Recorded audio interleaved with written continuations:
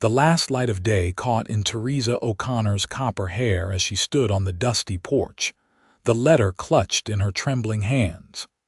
It was 1875, and the life she'd imagined for herself was crumbling like the parched earth beneath her boots. "He's leaving," she whispered to the empty Kansas prairie. "He's really leaving." At 18, Theresa had believed in forever when she'd fallen for the wild-hearted cowboy with eyes the color of a summer storm. Now, as the sun sank behind the distant hills, that belief was slipping away like water through her fingers. Ross Edwards had promised her the world, or at least the small corner of it they could carve out together. But Ross's father had fallen ill back in Texas, and family duty called him home. What had been meant to be a temporary separation stretched into months, then years, with only letters to bridge the growing distance between them. Theresa folded the letter and pressed it to her chest, feeling her heart hammer against it. This latest letter spoke of cattle troubles, of drought, of responsibilities that kept him anchored to the family ranch. No mention of return, no mention of her joining him, just words that read increasingly like goodbye. "Tessa," her mother's voice called from inside their modest homestead. "Supper's ready, child." With one last look at the horizon, Theresa tucked the letter into her apron pocket and turned toward the house. She wouldn't cry. Not again.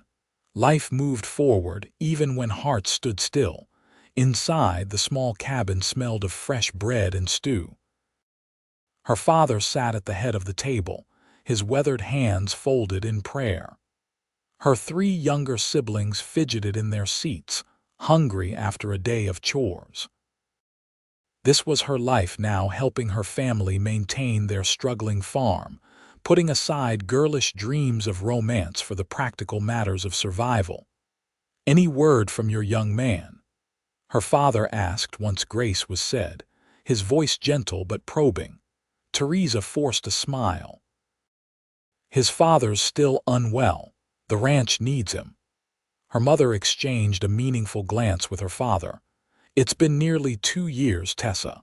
Perhaps it's time to consider." "I know," Theresa interrupted, not unkindly. "Mr. Harrington's son has made his intentions clear." Thomas Harrington was the banker's son, respectable, stable, and present. Everything Ross had ceased to be in her life, the practical choice as her mother had taken to reminding her. "He's a good man," her father said carefully, "could provide for you, for all of us in these hard times." The farm was struggling. The last 2 seasons had brought too little rain, and the debt was mounting. A marriage to Thomas would ease their financial burdens considerably. Theresa knew this, just as she knew that at 20 she was already considered an old maid by some in town. "I'll think on it," she promised, though her heart rebelled at the words. Later that night, by the light of a single candle, Theresa pulled out the wooden box from beneath her bed where she kept all of Ross's letters. The earliest ones were worn from countless readings, passionate declarations of love, detailed plans for their future, promises of his swift return. The later ones grew shorter, the intervals between them longer. The fire in his words had dimmed to embers. With trembling fingers, she picked up quill and paper to write what would be her final letter to him. "Dear Ross, I hope this finds you well. The wildflowers are blooming on the prairie now, painting the land in colors that remind me of the dreams we once shared." She wrote until the candle burned low, pouring her heart onto the page. Not in accusation or bitterness, but in farewell. She would release him, and in doing so, perhaps release herself from the purgatory of waiting. As dawn broke, Theresa sealed the letter with a single tear and walked the 3 miles to town to post it. Then, with shoulders squared against the rising sun, she made her way to the Harrington house to accept an invitation to Sunday dinner. Life moved forward, even when hearts stood still. 500 miles south, Ross Edwards wiped sweat from his brow as he checked the fence line of his family's struggling ranch. The Texas sun beat down mercilessly, the drought showing no signs of breaking. Cattle were dying, and with them, his family's livelihood. Ross. His younger brother Timothy galloped toward him, kicking up dust. "Pa's asking for you." Ross's stomach tightened. His father's health had been deteriorating steadily since the stroke 2 years prior. It was the reason Ross had stayed, postponing his return to Kansas, to Theresa, again and again until the postponements became something like permanence. He found his father in his bedroom, propped up against pillows, looking frailer than ever. Samuel Edwards had once been a giant of a man in stature and in presence.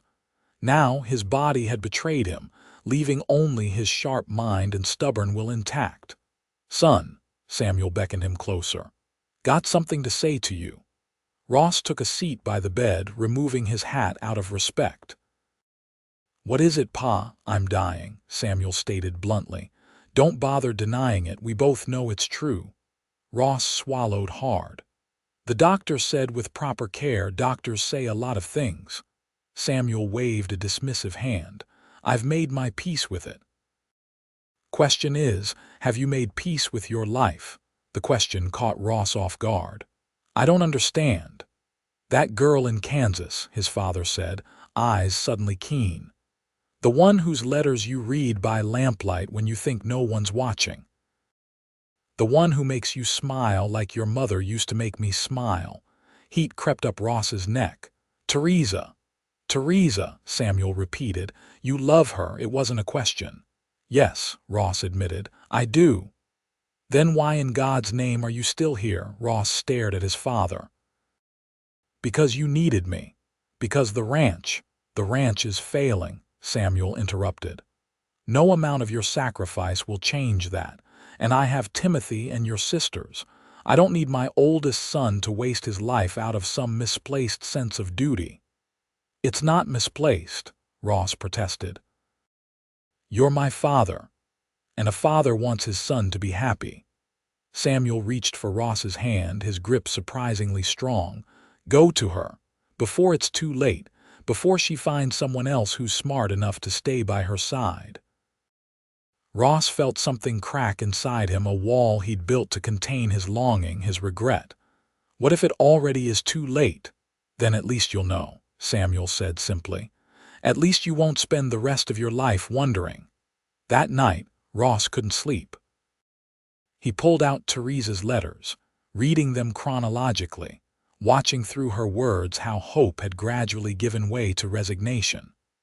Her last few letters had been polite, almost formal, so different from the passionate declarations of their early correspondence. He hadn't written to her in nearly 2 months. What if she'd already moved on?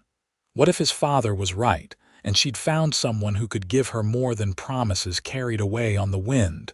The thought was unbearable. By morning, Ross had made his decision. He would go to her. Not just to visit, but to bring her back with him if she'd still have him, or to stay in Kansas if that's what it took. His father was right, the ranch was failing, and Ross had been using it as an excuse, fear keeping him tethered to the familiar when his heart yearned for her. "I'm riding to Kansas," he announced at breakfast, causing his younger sisters to look up in surprise. Timothy nodded as if he'd been expecting this.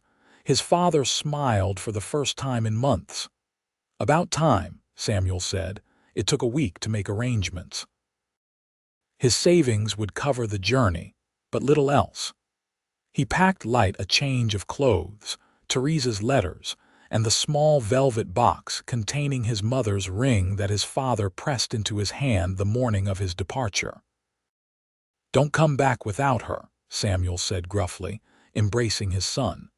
As Ross mounted his sturdy bay gelding, doubt flickered through him.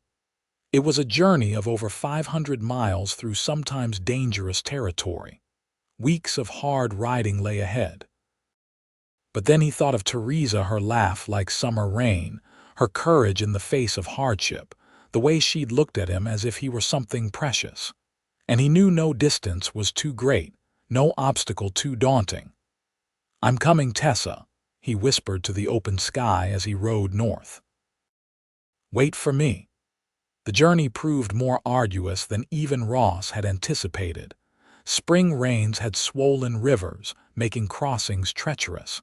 Twice he nearly lost his horse to the churning waters. Bandits plagued the territories, forcing him to take circuitous routes and travel at night through certain areas. In a small trading post in Indian Territory, he heard news that made his blood run cold. A banker from Kansas was traveling south with his new bride, a red-headed beauty by the name of O'Connor. "When did you see them?" Ross demanded of the trader, his voice rough with fear. "'Bout 3 weeks back," the man replied, eyeing Ross curiously. "They was headed to New Orleans for their honeymoon, said they was. 3 weeks. It could be Theresa's younger sister, he told himself. But Mary O'Connor would be only 16, too young for marriage. It had to be Theresa. He had waited too long, and now she was lost to him. For a day, Ross considered turning back. What was the point in continuing if she was married? But something drove him forward, the need to see for himself, to hear from her own lips that she had chosen another. Only then could he begin to accept it. The miles passed beneath his horse's hooves, each one bringing him closer to certainty, to the end of hope or its miraculous renewal. He pushed himself and his mount hard, stopping only when absolutely necessary. 20 miles outside of Lawrence, Kansas, disaster struck. His horse stepped in a gopher hole at full gallop, snapping its leg with a sickening crack. Ross was thrown, landing hard enough to drive the breath from his lungs. When he struggled to his feet, he found his faithful companion in agony. Beyond saving, with a heavy heart, Ross did what mercy demanded, then stood beside the fallen animal as the reality of his situation sank in. He was on foot, still miles from town, with only what he could carry on his back. He buried what few belongings he couldn't take in a marked spot, shouldered his remaining pack, and began to walk. The summer sun beat down mercilessly, but he didn't stop. Theresa was ahead, whether as his future or as the final chapter of his past remained to be seen. A farmer picked him up on the second day of walking, offering him a ride to the outskirts of Lawrence in exchange for help loading hay. From there, Ross would need to walk the remaining 15 miles to the O'Connor homestead. His boots were worn thin, his feet blistered, but his determination never wavered. He reached the town as evening fell, its familiar streets both welcoming and threatening. Here was the general store where he and Theresa had first met, she selling eggs from her family's hens, he buying supplies for the cattle drive that had brought him to Kansas. Here was the church where they had whispered promises between hymns. Here was the town hall where they had danced until their feet ached and their hearts soared. And there, emerging from the dressmaker's shop, was Mrs. Peterson, Theresa's mother's friend and the town's most notorious gossip. "Ross Edwards," she exclaimed, nearly dropping her parcels. "As I live and breathe, we all thought you'd settled in Texas for good." Ross managed a tight smile. "Just passing through, madam. I was hoping to pay my respects to the O'Connors." Mrs. Peterson's expression turned pitying. "Oh, you haven't heard then. Such a shame with the drought and all. They lost the farm last winter. Mr. O'Connor took work with the railroad. They've moved to Topeka." Relief and new anxiety flooded through Ross. If they'd moved, then perhaps the newlywed O'Connor woman wasn't Theresa after all. But now he had lost her trail. And Theresa? He asked, trying to keep his voice casual. "Did she move with them?" Mrs. Peterson's eyes widened with interest. "Theresa. Why, she is standing right behind you," came a familiar voice, soft as a summer breeze and just as welcome. Ross turned slowly, afraid that his exhausted mind was playing tricks on him. But there she stood, Theresa O'Connor, more beautiful than his memory had allowed, her copper hair escaping its pins, her blue eyes wide with shock. "Ross," she whispered, as if she too feared this was an apparition. "Mrs. Peterson," sensing the charged atmosphere, murmured something about needing to get home and hurried away, no doubt to spread the news of Ross Edwards's unexpected return. For a long moment, Ross and Theresa simply stared at each other, the 2 years of separation stretching between them like a vast canyon. "You're here," Theresa finally said, her voice steadier now. "Why are you here?" Ross took a step toward her, then stopped, suddenly uncertain. She wasn't running into his arms. Her expression was guarded, unreadable. "I came for you," he said simply. "I never stopped loving you." Something flickered in her eyes, pain, hope, he couldn't tell. "It's been 2 years, Ross. 2 years of promises that grew fainter with each letter." "I know," he acknowledged, the weight of his failure heavy on his shoulders. "I have no excuse worthy of offering you. My father fell ill, the ranch was struggling. But the truth is, I was afraid." "Afraid," she repeated, confusion evident. "Afraid I couldn't be the man you deserved," Ross admitted. "Afraid I'd bring you to a failing ranch and watch you wither away from hardship and regret. Afraid you'd realize you'd made a mistake in loving me." Theresa's expression softened slightly. "So instead you left me to wonder if I'd made a mistake in waiting for you." The truth of her words stung, but Ross nodded. "I did. And I'm sorry, Tessa. Sorrier than I can say." He hesitated, then asked the question that had driven him across 500 miles. "They said at a trading post that a banker was traveling with his new O'Connor bride. I feared it might be you." A small, sad smile touched Theresa's lips.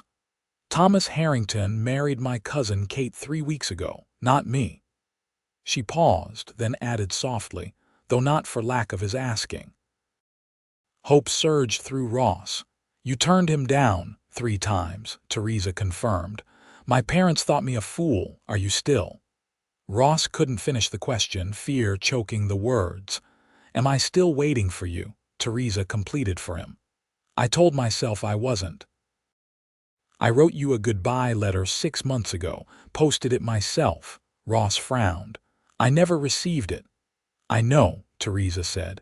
"It was returned unopened last month. Addressee not at this location," the postmaster said. Understanding dawned on Ross. "We lost the southern pasture. Had to move the main house." He took another step toward her, close enough now to see the light dusting of freckles across her nose, to smell the lavender soap she'd always used. "If I had received it, I would have come sooner." "Would you have?" Theresa challenged, though her voice held more hurt than anger. "Or would you have let me go, thinking it best for both of us?" The question pierced Ross to his core. Would he have? Or would he have used her farewell as an excuse to bury his feelings deeper, to convince himself that his duty lay elsewhere? "I don't know," he admitted honestly. "But I'm here now. My father practically ordered me to come. Said he didn't want my misplaced sense of duty to cost me the chance at happiness. At you." Theresa's composure finally cracked, tears welling in her eyes. "And what do you want? Ross Edwards, not your father, you." "I want you," Ross said, the words rushing out like a dam breaking. "I've always wanted you. Every day we've been apart, I've thought of you. Every night, I've dreamed of you. I rode 500 miles to tell you that I love you, that I never stopped loving you, and to ask if there's any chance at all that you might still feel something for me." A tear slipped down Theresa's cheek. "I tried to stop," she whispered. "I tried so hard to forget you." Ross's heart sank. "And did you succeed?" Theresa shook her head slowly. "Not for lack of trying." They stood there on the street, the setting sun painting the world in gold and shadows, 2 people whose lives had diverged but whose hearts had somehow remained tethered across the miles and years. I can't promise you an easy life, Ross said. The ranch is struggling. My father is dying. But I can promise that I'll never leave you again, that whatever hardships come, we'll face them together. Theresa studied him, as if searching for the boy she'd known in the weathered face of the man before her. My parents are in Topeka, she said finally. I stayed to finish the school term. I've been teaching at the new schoolhouse. Teaching. Ross couldn't hide his surprise. The Theresa he'd known had dreamed of such things but never thought them possible. A hint of pride colored her voice. Mrs. Abernathy took ill last winter. They needed someone who could read and cipher. It turns out I have a knack for it. Of course you do, Ross said, smiling for the first time since he'd seen her. You always were the smartest person I knew. The term ends in 2 weeks, Theresa continued. I was planning to join my family in Topeka afterward. Ross's heart sank again. I see. But plans can change, she added softly. Hope flared again, fragile but persistent. Tessa. I need time, she said, stepping back slightly. You can't ride in after 2 years and expect everything to be as it was.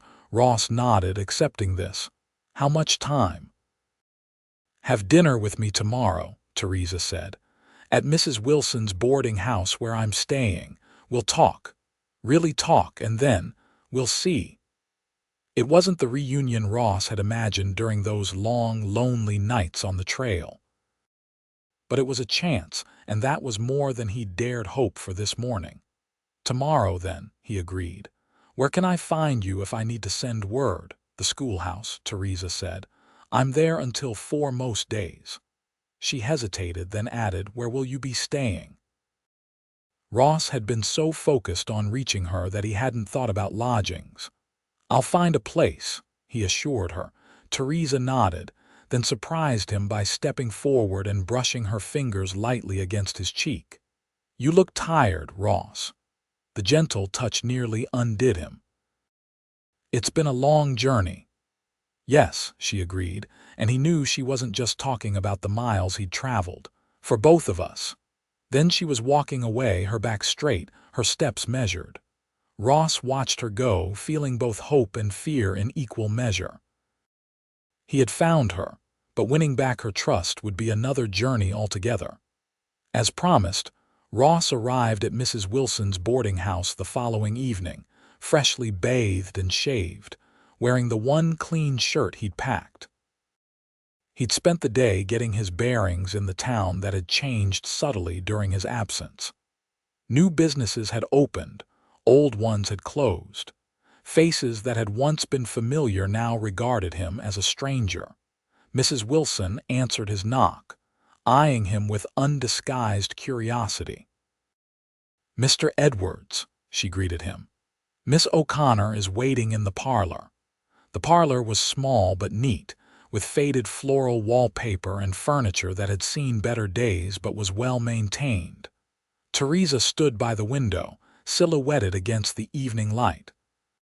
She had changed into a simple blue dress that brought out the color of her eyes, her hair neatly pinned up. You came, she said, turning to face him.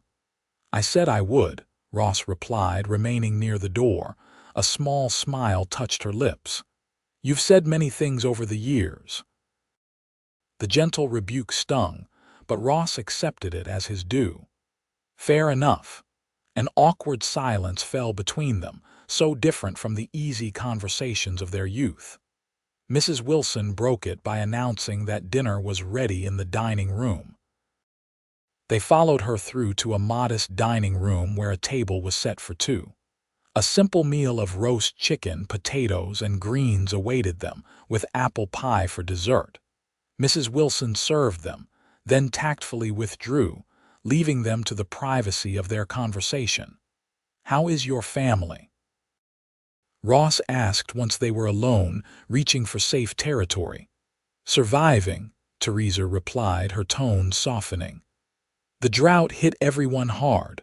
When we lost the farm, it nearly broke Pa.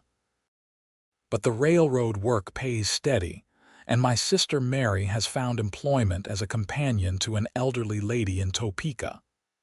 And your brothers, growing like weeds, Theresa smiled.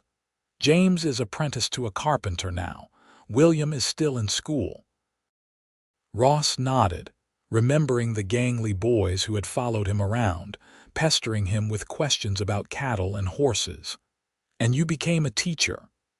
For now, Theresa acknowledged. It won't last beyond this term. They're bringing in a proper schoolmaster from back east in the fall. Is teaching something you want to pursue? Ross asked, genuinely curious. Theresa considered the question. I enjoy it more than I expected.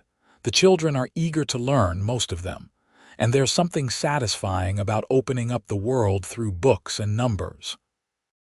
She paused, then asked, What about your family? Your father's health?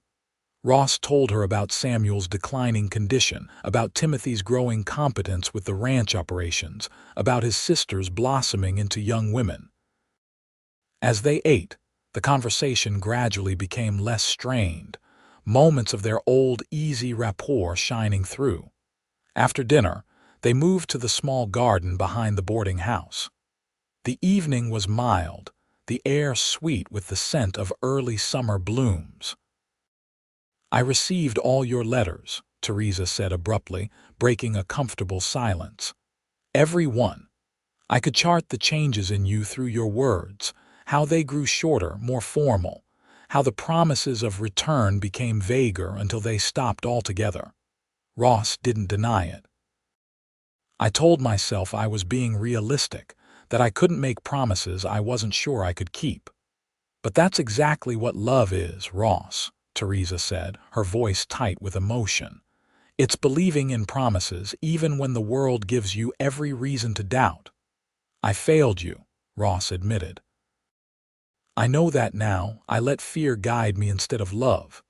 What changed? Theresa asked.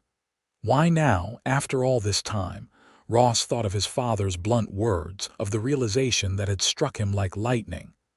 I finally understood that I was using duty as an excuse, that I was hiding behind my responsibilities to avoid risking my heart. And now I'm terrified, Ross admitted with a rueful laugh. Terrified that I've waited too long, that I've hurt you too deeply, that the life I can offer you isn't enough. Theresa was quiet for a long moment, gazing out at the darkening garden. Do you remember the day we met? She asked finally. Ross smiled at the memory. You were selling eggs at the general store.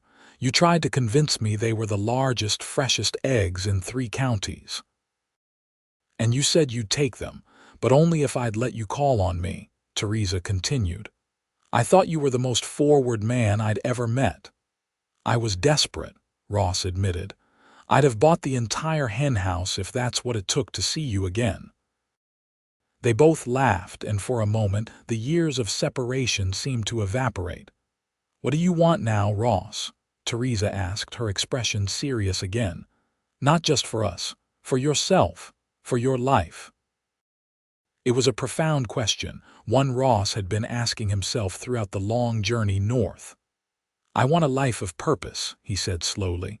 I want to build something lasting. I want a family. He paused, then added softly, but mostly I want you. Everything else is negotiable. Theresa's eyes shimmered in the fading light. And if I said I wanted to keep teaching, that I've discovered I have dreams beyond being a rancher's wife, then I'd say we'd find a way to make it work, Ross answered without hesitation, even if it meant giving up the ranch. Surprise flickered across Theresa's face. You do that. The ranch has been in your family for generations. And it might not survive another generation, Ross said honestly. The drought has hit Texas hard. We've lost nearly half our cattle. My father knows it, even if he won't say it aloud. He reached across the space between them to take her hand. Tessa, I rode 500 miles to find you. I'd ride 5,000 more if that's what it took. The ranch, Texas, none of it matters if you're not there. Theresa didn't pull her hand away, but she didn't respond immediately either. 2 years is a long time, Ross, she said finally. We've both changed. Yes, he agreed. But have we changed so much that there's no chance for us? Theresa looked down at their joined hands. I don't know, she admitted. Part of me wants to believe that we can pick up where we left off. But another part is afraid of being hurt again, of waiting for letters that grow increasingly sparse until they stop coming altogether. I won't leave you again, Ross promised fervently. Whatever comes, whatever challenges we face, we'll face them together. Words, Theresa said softly. Just words. Ross felt the weight of his past failures pressing down on him. She was right to doubt. He had given her every reason to. Then let me show you, he said. Give me the chance to prove it. How? She asked, a challenge in her blue eyes. Stay with me, Ross said impulsively. When your teaching term ends, don't go to Topeka. Come back to Texas with me, meet my family, see the ranch. Then decide if it's a life you could want, if I'm a man you could forgive. Theresa's eyes widened. You want me to travel unchaperoned across 2 states with you? Ross, that's scandalous. We'll marry first, Ross clarified. Here in Lawrence before we leave, marry. Theresa pulled her hand away, shock evident in her expression. You can't be serious. I've never been more serious about anything in my life, Ross insisted. He reached into his pocket and pulled out the small velvet box his father had given him. Opening it revealed a delicate gold ring set with a small pearl. It was my mother's, he explained. My father gave it to me before I left, said not to come home without you. Theresa stared at the ring, then at Ross, her expression unreadable. You expect me to marry you just like that, after everything? I expect nothing, Ross said gently. I hope for everything. Ross, this is madness, Theresa protested, though her voice lacked conviction. We haven't seen each other in 2 years. We've spent all of one evening in conversation. And how long did it take you to know you loved me that first summer? Ross asked quietly. Theresa looked away, but not before he saw the truth in her eyes. It had taken her all of a week to know her heart, just as it had taken him. I'm not the girl you left behind, she said finally. I've grown up. I've learned to stand on my own. I'm not sure I can be the wife you remember wanting. Good, Ross said firmly. Because I'm not the man who left you either. I don't want to go backward, Tessa. I want to go forward together, building something new. A long silence stretched between them as Theresa wrestled with her thoughts.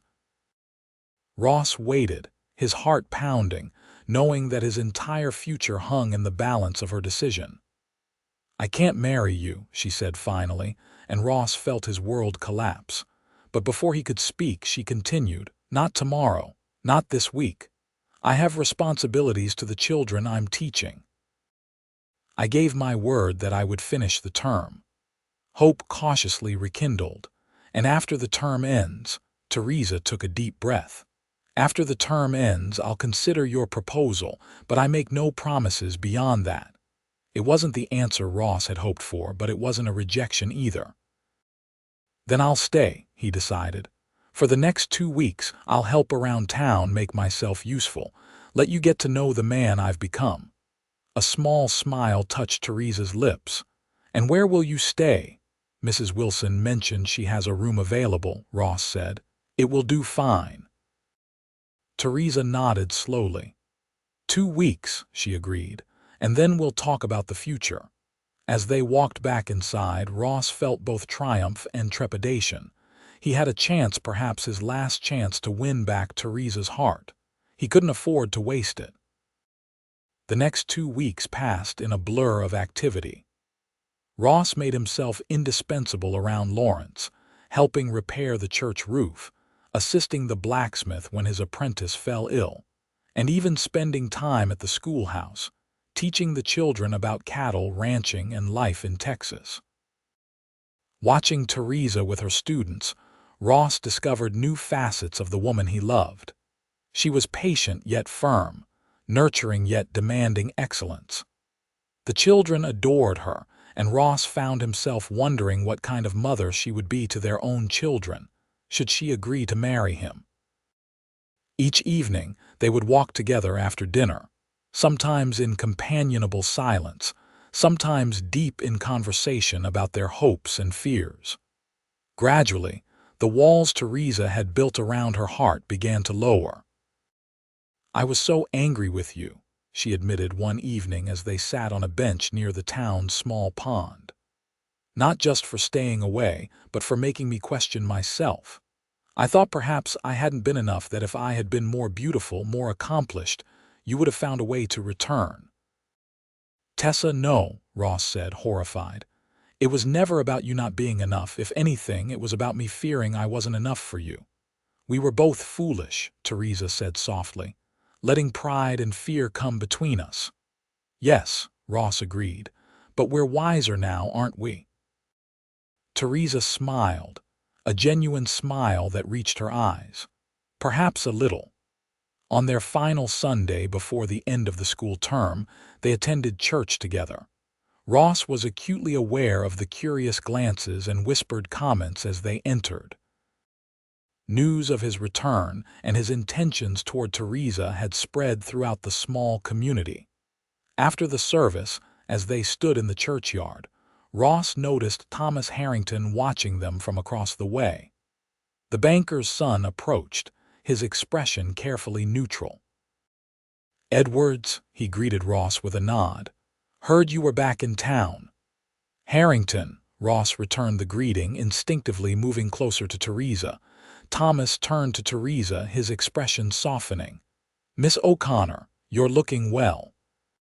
"Thank you, Mr. Harrington," Theresa replied politely. "I trust Kate is enjoying married life." A genuine smile crossed Thomas's face. "She is. We both are. New Orleans was beautiful, but it's good to be home." He glanced between Ross and Theresa, then added, "I'm glad to see you looking happy, Miss O'Connor. You deserve it." With that, he nodded once more and moved on to greet other parishioners. "That was unexpected," Ross commented. "Thomas is a good man," Theresa said. "He wanted me to be happy, even if it wasn't with him. I think he knew all along that my heart was elsewhere." The admission sent a surge of joy through Ross. "And where exactly is your heart, Miss O'Connor?" he asked, his voice teasing but his eyes serious. Theresa looked up at him, the sunlight catching in her copper hair. "I think you know, Mr. Edwards." The last day of the school term arrived, bringing with it a bittersweet celebration. The children presented Theresa with small gifts, wildflower bouquets, a handkerchief embroidered by one of the older girls, a polished rock that one of the boys insisted was almost a diamond. As the last child departed, Theresa stood in the empty schoolroom, running her hands over the worn desk where she had spent the past months nurturing young minds. "You'll miss it," Ross observed from the doorway. "Yes," Theresa admitted, "more than I expected to." "You could teach in Texas," Ross suggested. "Our town has a small school, or we could move elsewhere, find a place that needs a teacher." Theresa turned to face him, her expression serious. "Is that truly what you want, to leave the ranch?" Ross crossed the room to stand before her. "What I want is a life with you. The where and how are details we can work out together." Theresa studied his face, as if searching for any sign of hesitation or insincerity. Finding none, she took a deep breath. "I've made my decision, Ross." His heart pounded as he waited for her to continue. "I'll come to Texas," she said. "I want to meet your family, see the ranch. I want to understand the life you've been living these past 2 years." Joy surged through Ross, but he tempered it with caution. And then I'll decide about marrying you," Theresa said firmly. "I care for you, Ross. I never stopped caring for you, but marriage is for life, and I need to be sure we're building on solid ground this time."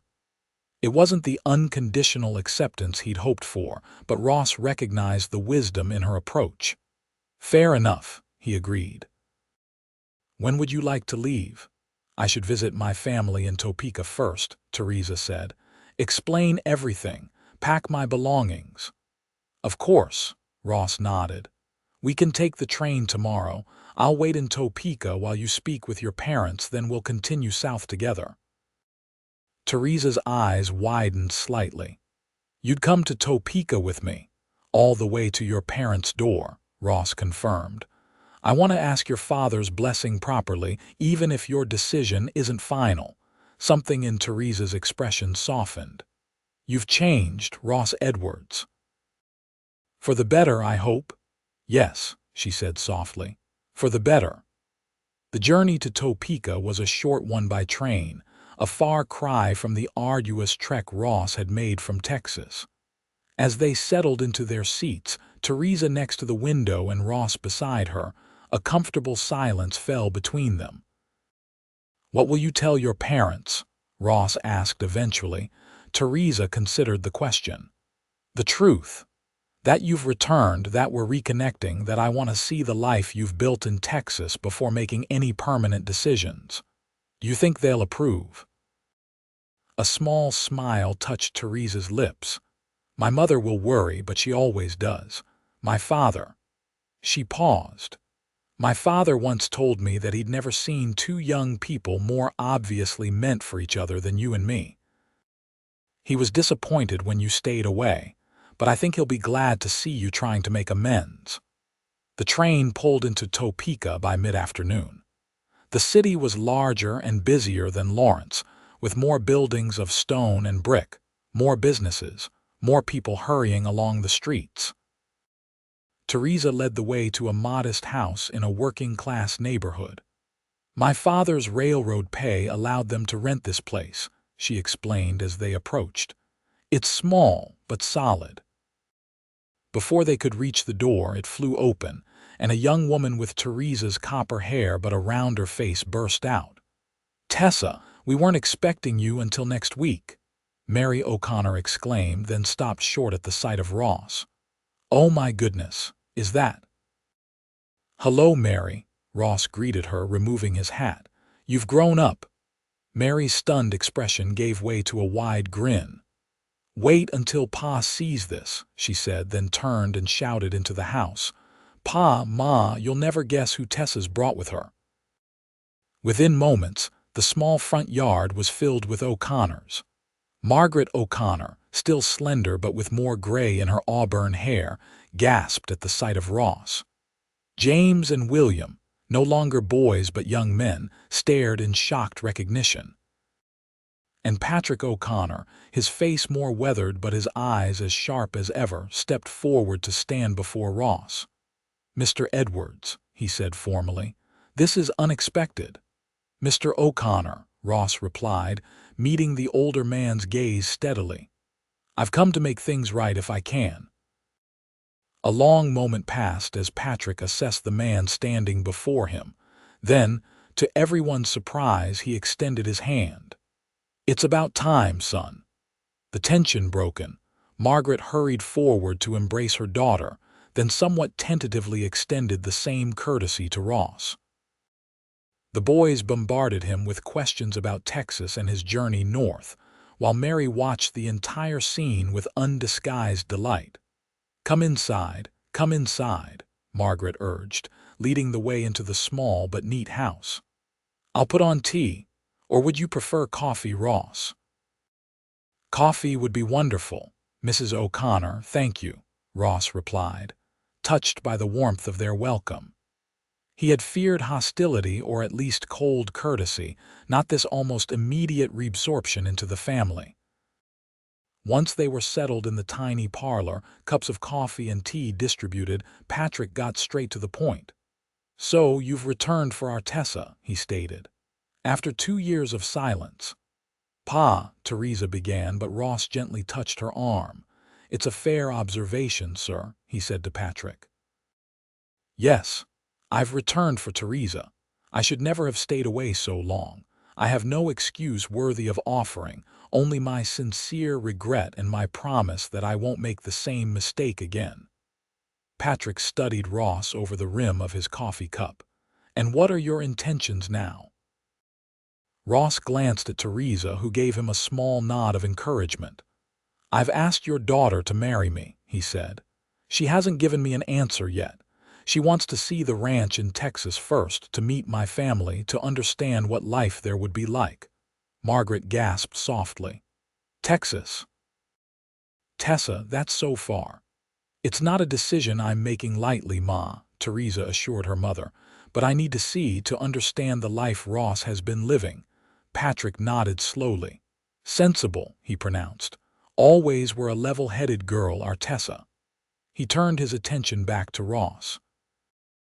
"And if she decides Texas isn't for her, then I'll respect her decision," Ross said firmly. "If she'll have me but not the ranch, I'll find work elsewhere. If she decides she doesn't want me at all—" He swallowed hard at the thought. "Then I'll return to Texas alone, grateful at least for the chance to have seen her again." A hint of approval showed in Patrick's weathered face. "And how is your father, Ross? Last we heard, his health was poor." Ross explained Samuel's condition, the struggles of the ranch, the decision that had led him back to Kansas. As he spoke, he felt Theresa's hand slip into his, a silent gesture of support that meant more than words could express. "You'll stay the night, of course," Margaret insisted when the story was told. "James can bunk with William. Ross can take James's room." "That's very kind, Mrs. O'Connor," Ross began, but Margaret waved away his protests. "Nonsense. We're not sending you to a hotel when we have a perfectly good bed. Besides," she added with a meaningful look at her husband, "it will give Patrick time to get reacquainted with the man who hopes to marry his daughter." That evening, after a simple but hearty dinner, Patrick invited Ross to join him for a pipe on the small back porch. The summer evening was warm, the sky painted in shades of orange and purple as the sun set. "I was angry with you for a long time," Patrick said without preamble, striking a match to light his pipe. "Watching my daughter wait for letters that came less and less frequently, seeing the hope die in her eyes bit by bit. No father wants that for his child." Ross nodded, accepting the rebuke. "I'd be angry too in your position. But," Patrick continued, puffing on his pipe, "I've raised Theresa to think for herself, to make her own choices and live with the consequences. If she's willing to give you another chance, it's not my place to stand in the way." He fixed Ross with a stern look. "That said, if you hurt her again, there's nowhere in Texas far enough for you to hide from me." Despite the seriousness of the moment, Ross couldn't help a small smile. "Yes, sir, understood." Patrick studied him for a moment, then nodded, seemingly satisfied. "You're not the boy who left 2 years ago," he observed. "There's something steadier about you now." "Life has a way of teaching hard lessons," Ross replied. "I'd like to think I've learned mine." They smoked in companionable silence for a while, watching the sky darken and the first stars appear. "You have my blessing," Patrick said finally. "Not that Theresa needs it. She's a grown woman who knows her own mind. But for whatever it's worth, you have it." "It's worth a great deal, sir," Ross said sincerely. "Thank you." The next morning brought tearful goodbyes as Theresa packed her trunk for the journey south. Margaret fretted over whether she had enough warm clothes for the winter, despite Ross's assurances that Texas winters were milder than Kansas ones. Mary extracted a promise that they would write regularly with all the news. James and William made Ross swear to teach them how to rope cattle if they ever visited. And Patrick, in a moment of privacy, pressed a small leather pouch into Ross's hand. "My grandmother's wedding band," he explained gruffly. "Irish gold, been in the family for generations. If Theresa says yes, I'd like her to have it."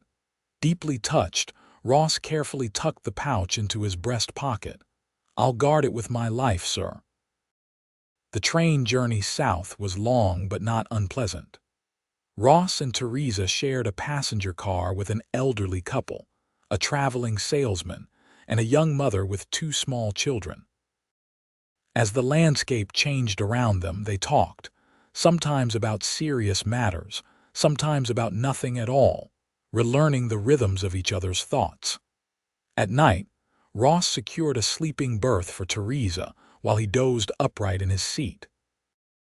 Despite the discomfort, he found himself happier than he'd been in years, simply knowing that she was nearby, that each mile brought them closer to a future that might include them both.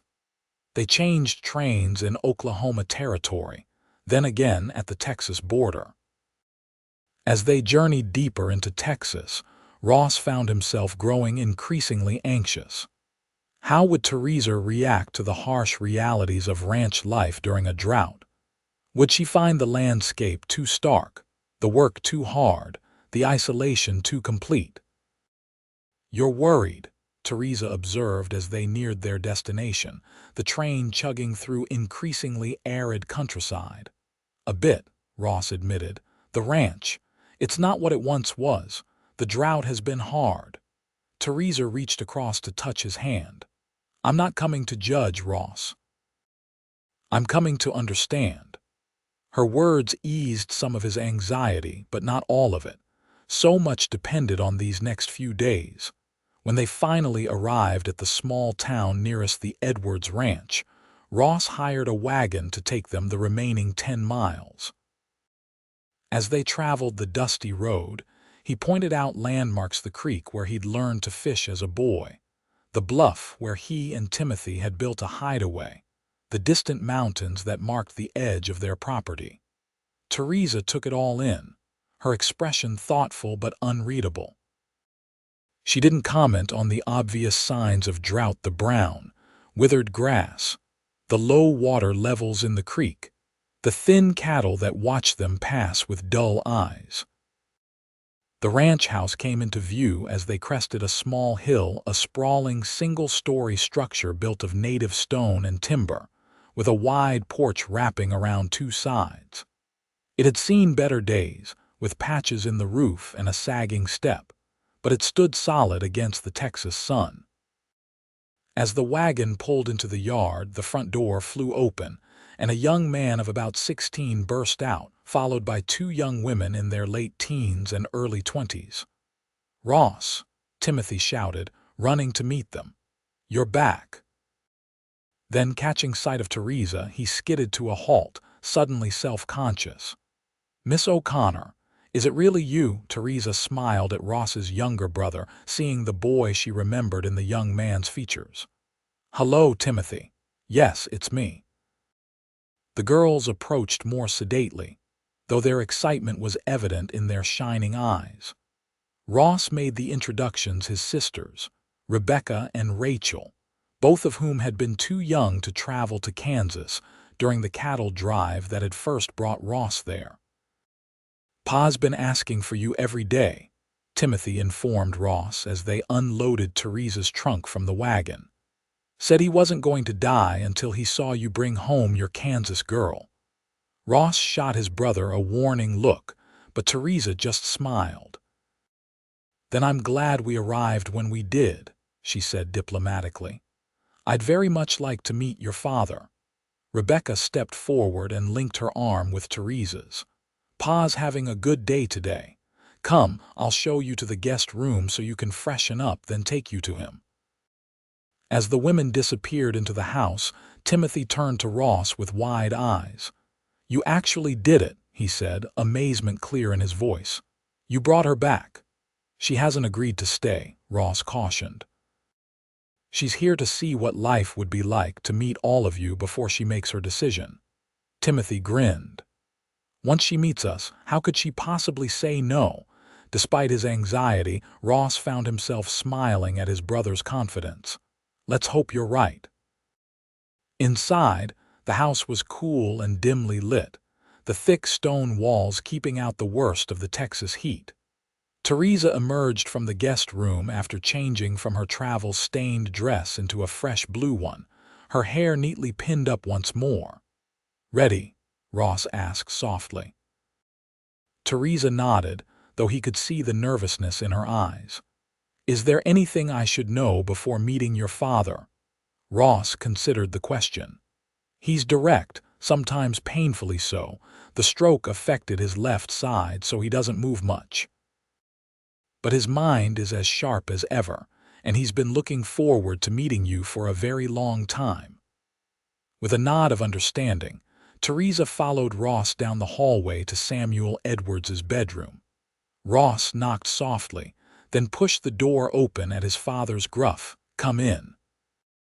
Samuel was propped up against pillows, looking frailer than when Ross had left, but his eyes brightened at the sight of his eldest son. Then his gaze shifted to Theresa, and a slow smile spread across his weathered face. "So you found her," he said to Ross, his voice rough but strong.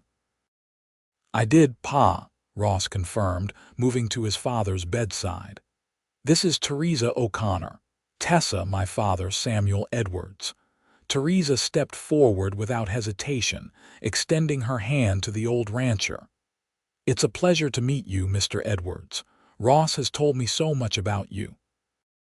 Samuel took her hand in his good one, his grip surprisingly firm. "No doubt most of it complaints about my stubbornness," he said with a chuckle. "Sit down, girl. Let me look at you properly." Theresa took the chair beside the bed, her posture perfect, her expression composed but warm. "Yes," Samuel said after studying her for a moment. "Yes, I see why my son was willing to ride 500 miles for you. You've got steel in your spine and fire in your eyes. Good combination." A blush colored Theresa's cheeks, but she met the old man's gaze steadily. "Thank you, sir." "Ross tells me you practically ordered him to come find me." Samuel laughed, a rasping sound that ended in a slight cough. "Had to knock some sense into the boy. Too much of his mother in him, loyal to a fault, puts everyone else's needs before his own." His expression softened. "Not that those are bad qualities, mind you.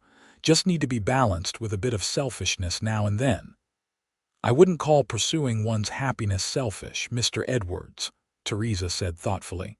"Perhaps it's just another form of loyalty to one's own heart." Samuel's eyes twinkled. "Smart, too. I like her, Ross." Ross, who had been watching the exchange with a mixture of anxiety and pride, smiled. "So do I, Pa, so do I." The next few days passed in a whirlwind as Theresa was introduced to ranch life. She insisted on participating in the daily chores, helping Rebecca and Rachel in the kitchen garden, learning to collect eggs from the ornery hens, even trying her hand at milking the family's single dairy cow. Ross took her on a tour of the property, showing her the areas hardest hit by the drought as well as those that still showed promise. He didn't try to hide the challenges they faced, and Theresa didn't shy away from asking difficult questions. "How long can the ranch survive like this?" she asked as they sat on horseback on a ridge overlooking a pasture where cattle grazed on sparse grass, without rain. "Another year, maybe two," Ross admitted. "We've already sold off half the herd." Pa's been talking about diversifying, growing crops that need less water, maybe raising sheep as well as cattle. Theresa nodded thoughtfully. "That seems sensible." "It's also controversial," Ross explained. "Cattlemen and sheepmen don't always get along in these parts. And trying new crops means risking what little capital we have left." "But doing nothing risks everything," Theresa observed. Ross looked at her with renewed appreciation. "Exactly what I've been saying." In the evenings, the family would gather in the main room, sometimes sharing stories, sometimes simply enjoying each other's company in comfortable silence. Ross watched as Theresa gradually relaxed into their routines, offering to read to Samuel when his eyes grew tired, teaching Rachel a new stitch for her embroidery, discussing politics with Timothy, who had a surprising interest in governmental affairs. On their fifth night at the ranch, as they sat on the porch watching the stars come out, Ross finally asked the question that had been burning in his mind. "What do you think, Tessa? Could you see yourself living here?" Theresa was quiet for a long moment, her gaze fixed on the distant horizon where the last light of day was fading. "It's beautiful in its own stark way," she said finally. "Different from Kansas, but beautiful nonetheless." It wasn't quite an answer, and Ross waited, his heart pounding. "Your family is wonderful," Theresa continued. "They've welcomed me so warmly, made me feel at home from the first moment." "But," Ross prompted, sensing there was more. Theresa turned to face him, her expression serious. "The ranch is struggling, Ross. You weren't exaggerating about the drought or its effects. I worry about what happens if the rains don't come, if the new crops fail, if the changes your father talks about don't work out." Ross nodded, acknowledging her concerns. "It's a risk," he admitted. "There are no guarantees." "No," Theresa agreed. "There never are." She reached for his hand, her touch sending warmth through him despite the heaviness of their conversation. "But perhaps that's the point of marriage, facing the uncertainties together rather than alone." Hope surged through Ross. "Does that mean—" A small smile touched Theresa's lips. "It means I'm still thinking, Ross Edwards. Give a girl time to make up her mind properly." Ross squeezed her hand gently. "All the time you need." The next morning, as Ross was checking the irrigation ditches near the garden, Timothy came running up, his expression urgent. "It's Pa," he said, slightly out of breath. "He's asking for you and Miss O'Connor. Says it's important." Alarmed, Ross immediately abandoned his work and hurried toward the house, finding Theresa already on her way there after receiving a similar summons from Rebecca. They exchanged worried glances before entering Samuel's room together. The old rancher was sitting up, looking more alert than he had in days. "Close the door," he instructed. "What I have to say is for the two of you alone." Once the door was shut, Samuel beckoned them closer. "I've been watching you both," he said without preamble. "Seeing how you circle around each other, how you look at each other when you think no one's noticing." Ross felt heat rise in his cheeks, and glancing at Theresa, saw that she too was blushing. "Life's too short for such foolishness," Samuel continued bluntly. "I should know I'm at the end of mine." "Pa, don't talk that way," Ross protested, but Samuel waved him to silence. "It's the truth, and we all know it. I've made my peace with it." His gaze shifted to Theresa. "But I'd rest easier knowing my son's future is settled. That he won't be alone when I'm gone." Theresa stepped forward, taking the old man's hand in both of hers. "Mr. Edwards, I care deeply for your son, but marriage isn't something to rush into, especially given the current circumstances." Samuel's eyes softened. "You're worried about the ranch? About tying yourself to a failing enterprise?" "No," Theresa said firmly. "I'm worried about making sure Ross and I are building a life together for the right reasons, not out of a sense of obligation or fear of being alone." A slow smile spread across Samuel's face. "Good answer." He looked at his son. "She's got more sense than you do, boy." Despite the tension of the moment, Ross couldn't help but laugh. "I've always known that, Pa." Samuel reached with his good hand to the small drawer in the table beside his bed. From it, he withdrew a folded document. "I've been thinking about the future of this ranch," he said, his tone turning serious again. "About what's best for all my children." He handed the document to Ross, who unfolded it with a puzzled expression that turned to shock as he read its contents. "Pa, this is a deed of sale," he said, looking up in confusion. "For the north section of the ranch." Samuel nodded. 5,000 acres, not our best land, but solid grazing territory with good access to the creek. I signed the papers last week. The money's already in the bank in town." "But why?" Ross asked, still struggling to understand. "That land has been in our family for 3 generations. And the family's changing," Samuel replied simply. "Timothy has a head for business that you never had, Ross." He can do more with the remaining land and the capital from this sale than we could holding on to acres we can't properly manage anymore. He glanced at Theresa. And you, son, have other dreams to pursue now. Ross stared at his father, understanding slowly dawning. You're setting me free, he realized aloud. Samuel's eyes misted slightly. I'm giving you a choice, he corrected. The money's enough to buy a decent property elsewhere, Kansas, if that's where Theresa wants to settle, or to start some other venture entirely. Or, he added with a significant look, to invest in improvements here if you both decide this is where you want to put down roots. Theresa had been listening in stunned silence. Now she spoke, her voice thick with emotion. Mr. Edwards, this is incredibly generous, but we couldn't possibly. It's not charity, Samuel interrupted firmly.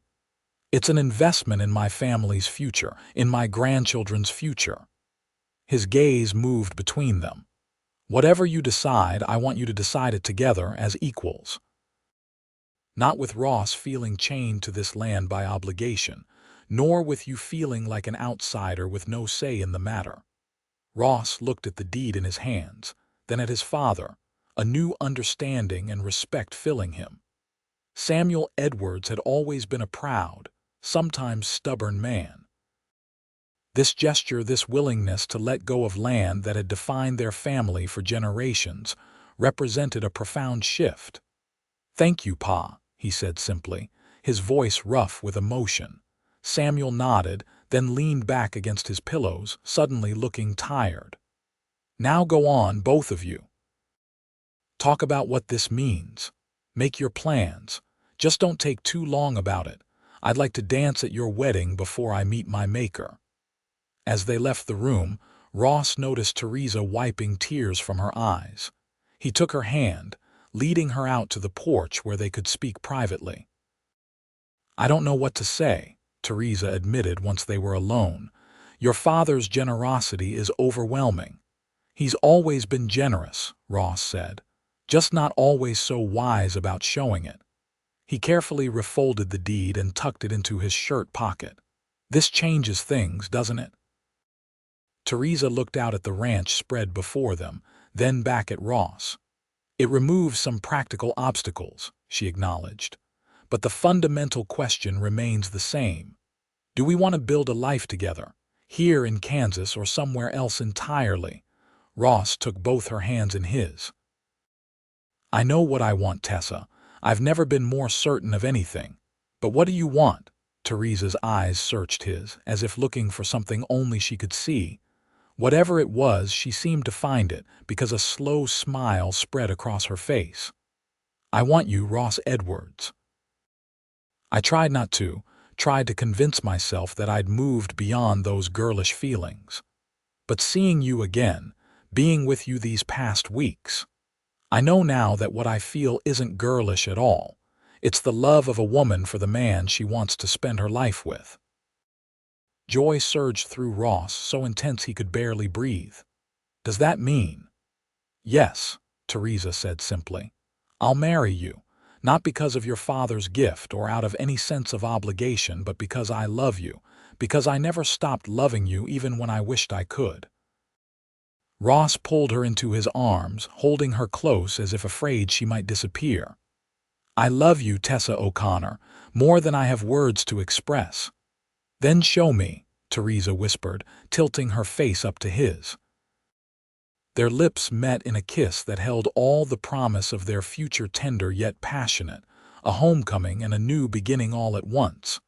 When they finally parted, both were breathless, their eyes shining with shared joy. We should tell your father, Theresa said. Ross nodded, then reached into his pocket and withdrew the small velvet box. But first, he opened it to reveal his mother's pearl ring. I've been carrying this since Kansas. May I? Theresa extended her left hand, her eyes never leaving his as he slipped the delicate ring onto her finger. It fit perfectly, as if it had been made for her. It's beautiful, she whispered. It pales next to you, Ross replied, lifting her hand to his lips to kiss it reverently. Hand in hand, they returned to Samuel's room to share their news. The old rancher's face lit up with joy, and for a moment he looked years younger, the weight of illness and worry temporarily lifted from his shoulders. "Well now," he said, satisfaction evident in his voice. "That's the best medicine I've had in years." The wedding took place 2 weeks later on the ranch, a simple ceremony performed by the local minister. Samuel insisted on being present, though he had to be carried to a specially prepared chair on the porch where the vows were exchanged. Timothy stood as Ross's best man, while Rebecca served as Theresa's maid of honor. Telegrams of congratulation were read from the O'Connors in Kansas, who couldn't make the journey but sent their heartfelt blessings. As Theresa and Ross sealed their vows with a kiss, a murmur of excitement rippled through the small gathering of neighbors and friends. Someone pointed to the distant horizon, where dark clouds were gathering for the first time in months. "Rain's coming," Samuel observed, a note of wonder in his voice. "After all this time." "A good omen," the minister declared. Ross looked at his new wife, at her radiant smile, at the love shining in her eyes, and knew that whatever challenges lay ahead, drought or prosperity, hardship or ease, they would face them together. The rain began to fall as they shared their first dance as husband and wife, a gentle patter on the roof that gradually grew stronger. No one rushed inside, though. They simply moved under the shelter of the porch, watching in joyful amazement as the parched earth drank in the life-giving water. "What do you think, Mrs. Edwards?" Ross asked softly, holding Theresa close as they swayed to the music of Timothy's fiddle. "Is this where our story begins?" Theresa smiled up at him, her copper hair adorned with wildflowers, her blue eyes filled with love. "No, my darling," she corrected gently. "Our story began years ago in a general store in Kansas. This is simply where it continues, after a detour or two along the way." Ross laughed, the sound mingling with the music and the blessed rhythm of the falling rain. "A wise woman, my wife." "And don't you forget it," Theresa teased, rising on tiptoe to kiss him again, from his chair. Samuel Edwards watched his son and new daughter-in-law with contented eyes. The rain was a blessing twice over for the land, and for the union being celebrated beneath the Texas sky. As the newlyweds broke from their kiss to laugh together at some private joke, Samuel offered a silent prayer of thanksgiving that he had lived to see this day, to witness love triumph over distance and time and doubt. Life, he reflected, had a way of coming full circle if you were patient enough to wait for it. In the years that followed, Ross and Theresa Edwards built a life that neither could have imagined during their long separation. With Samuel's gift, they were able to modernize portions of the ranch, diversifying as he had suggested into crops more suited to the sometimes harsh Texas climate. They also established a small school on the property, where Theresa taught not only the Edwards children but those from neighboring ranches who previously had to travel many miles for education. Samuel lived to see his first grandchild, a copper-haired girl they named Margaret after Theresa's mother. He died peacefully in his sleep the following winter, secure in the knowledge that his family and his legacy were in good hands. Timothy proved to have the business acumen Samuel had recognized, expanding the ranch's operations in innovative ways. Rebecca married a young doctor who established a practice in the growing town nearby, while Rachel discovered a talent for breeding and training horses that brought additional prosperity to the family. Through it all, Ross and Theresa remained each other's anchors, their love deepening with each passing season, each challenge overcome, each joy shared. And on summer evenings they would often sit on the porch, watching the sun set over the land that had become truly home to them both. "Do you ever regret it?" Ross asked once on their 10th anniversary. Coming to Texas, choosing this life, Theresa, her beauty matured but undiminished by the passing years, smiled at the man who had ridden 500 miles to reclaim her heart. "Not for a single moment," she assured him, reaching for his hand. "Every mile you traveled brought us here, to this perfect, imperfect life we've built together. How could I possibly regret that?" And as the first stars appeared in the twilight sky, Ross knew with absolute certainty that their love story, interrupted but never ended, challenged but never defeated, had always been destined to continue beneath this vast Texas sky, writing itself anew with each sunrise.